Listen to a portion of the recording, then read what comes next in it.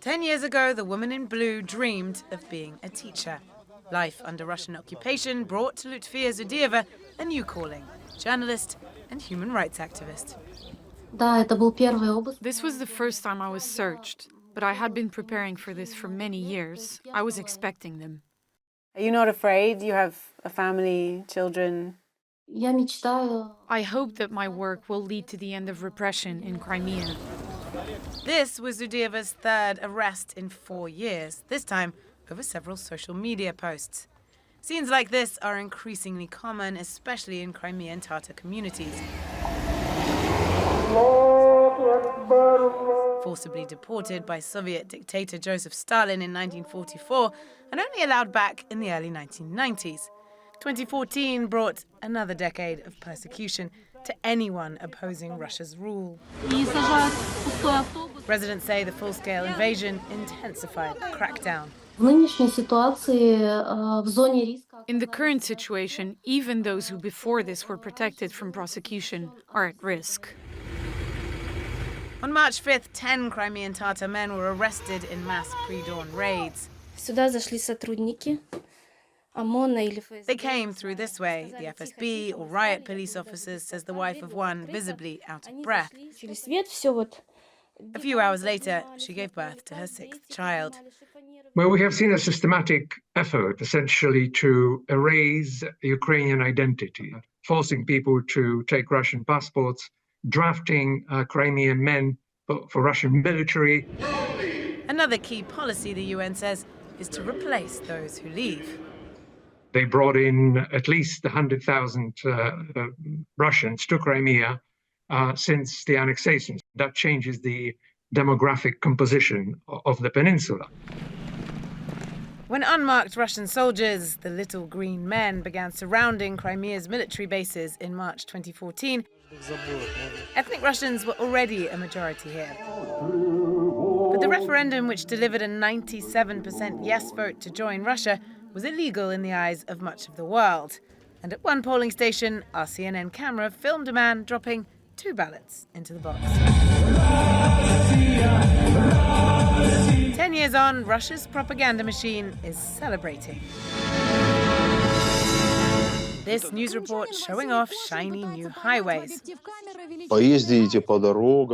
If you drive along the roads, walk around the shops, it would probably seem like everything is wonderful. But there is another side, all right? I just came back from the pre-trial detention center visiting my defendants. This is young people being accused of terrorism.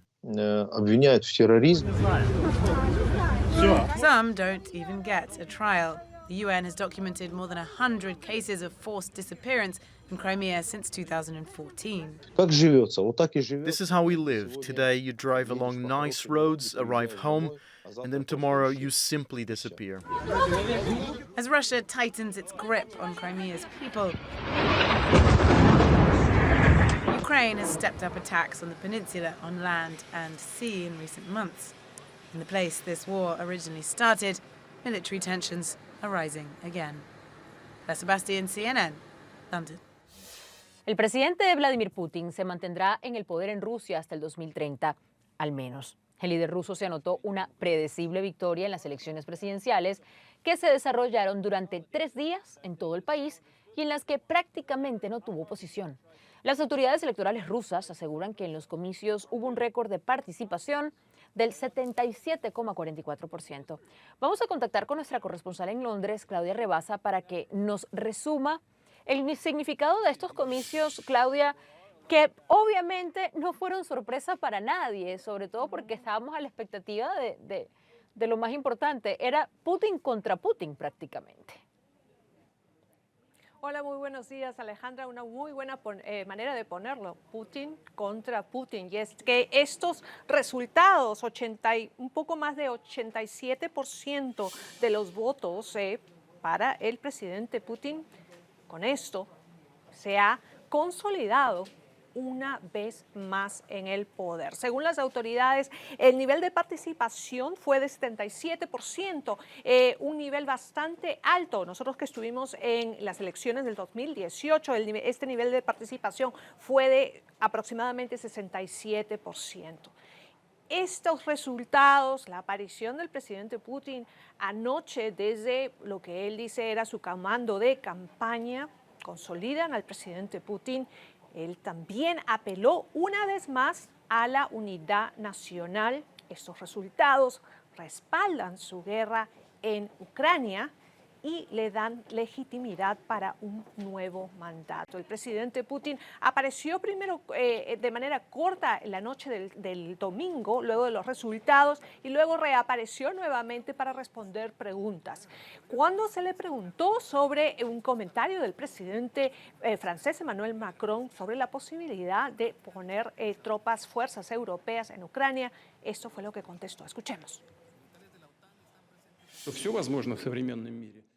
Creo que todo es posible en el mundo moderno, pero ya lo he dicho y está claro para todos que esto estará a solo un paso de una tercera guerra mundial a gran escala. No creo que nadie esté interesado en esto. Los militares de la OTAN están presentes allí. Lo sabemos. Oímos hablar en francés y en inglés. No hay nada bueno en esto. En primer lugar para ellos, porque los matan en grandes cantidades. Pero al final del día, no es nuestra elección. Si alguien quiere cubrir los problemas internos de sus países con su retórica externa agresiva, bueno, este es un truco bien conocido y ampliamente utilizado.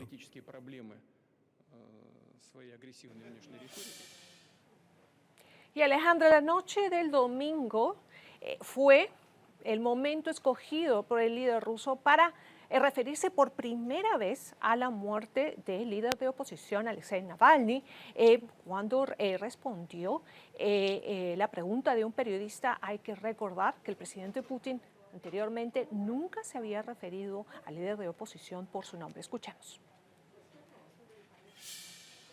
En cuanto al señor Navalny, sí, falleció y siempre es un acontecimiento triste. Hubo otros casos en los que fallecieron personas en prisión. ¿Acaso en Estados Unidos no sucedió también? Sí, sucedió. No una sola vez. Unos días antes de que falleciera el señor Navalny, algunos colegas me dijeron eso. No eran miembros del gobierno. Algunas personas dijeron que existía una idea de intercambiar al señor Navalny por algunas personas que están en prisión en los países occidentales. Pueden creerme o pueden elegir no hacerlo. La persona que habló conmigo aún no había terminado su frase. Le dije que estoy de acuerdo. Pero lamentablemente lo que pasó, pasó. Lo intercambiaríamos, dije, solo con una condición, que no volviera, que se quedara ahí. Eso es todo, sucede. ¿Qué podemos hacer al respecto? Así es la vida.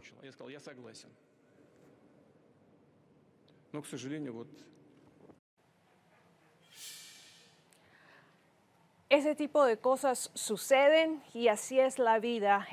Así se refirió el presidente Putin a lo acontecido con Navalny y a la posibilidad de un intercambio para su liberación antes de su muerte, conversaciones que estuvieron en sus inicios, pero que finalmente el presidente Putin confirma. Ahora, Alejandra, la pregunta es, ¿qué viene después de esta elección? Como lo hemos dicho, este voto al presidente Putin lo va a tomar como un respaldo a la guerra en Ucrania. Hay muchos rumores de una posible nueva de personas a Ucrania, de llamado militar de la población para que se unan a las fuerzas rusas en Ucrania. Por otro lado, también se espera que él cambie y modifique su gabinete nuevamente, por un lado tratando de avanzar en esta guerra en Ucrania que ya entró a su tercer año, y también mejorar la economía de la población que en el último año sí ha sido bastante afectada por el alza de precios. En la conferencia anual que él tuvo en diciembre escuchamos de muchos, por ejemplo, pensionistas que le preguntaron directamente al presidente Putin sobre el costo de los alimentos, sobre el costo de los huevos, por ejemplo, y él admitió que es algo que tiene que hacer inmediatamente.